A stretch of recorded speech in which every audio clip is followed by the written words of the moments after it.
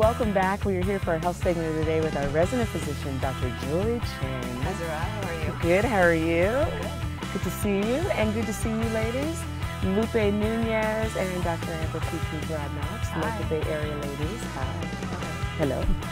We are talking about health issues that matter to us, and to folks in general. And the question of libido has come up. So, not that this is a personal problem. However, if you're of age, everyone talks about that your sex drive is going to decline. What if it doesn't and it's almost a little bit more? And then when do you realize that it is declining?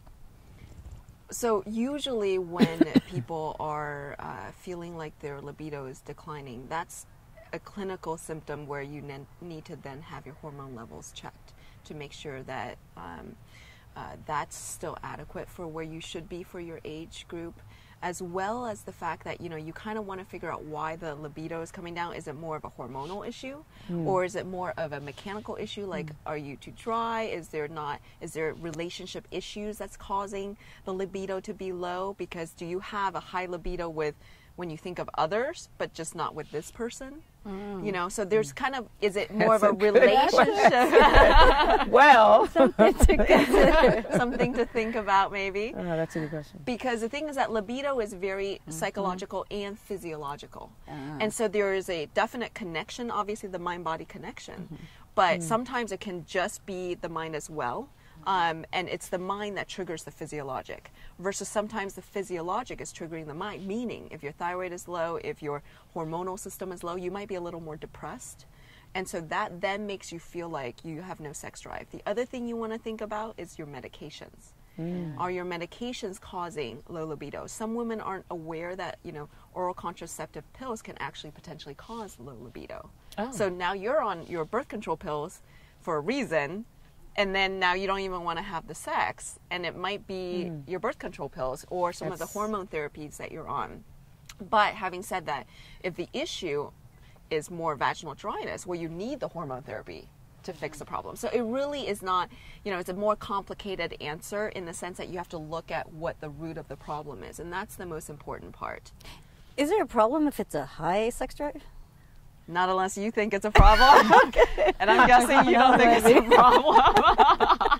So, as we get older, isn't it that women, the female sex drive gets higher as the males gets lower, right? Men at their younger ages have this, Italian stallion thing going on, right? Whereas women, as we get older towards our 40s, we have more of a sex drive. It's interesting you say that, because it is true that women's sexual peak is later than a man's.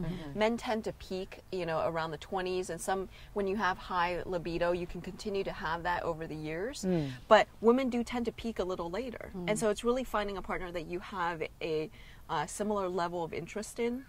Clearly, when you have different sex drive issues, it's more problematic.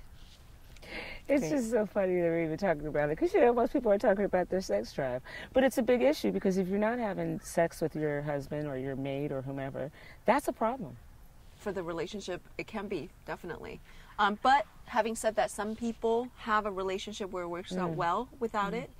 So I never blanketly say to somebody that it's okay or not okay, because it's what works from couple to couple, right? Yeah. And they have their reasons for doing that, So it's really about understanding the couple and their dynamic. But in general, I agree with you. When the sex life is low, it is problematic. But you have to get more, instead of labeling them straight off by saying, well, that's a problem, to understand the relationship interactions between them are important as well. Yeah, that's actually very well said, because I know a few people who have some medical challenges, and it has definitely affected their sex life, and it's really hard, But I also know that the premise behind love is more important than than anything else. And I have had patients where they talked about how they had medical reasons why they're having a difficult time with the sex life, and by being there for each other, once the medical issue resolved, their sex life was a lot better, and their love was a lot better, because it's about going through the journey together, right? So again, it's about that kind of partnership, right? That too. Yeah, that's beautiful. Oh. For more information, please jet over to our website, or you can jet over to Dr. Julie's website, which is appearing on the screen right now. And thank you so much, ladies. Thank you. Thank you, Dr. Julie. We'll see you very soon again, and we'll be right back.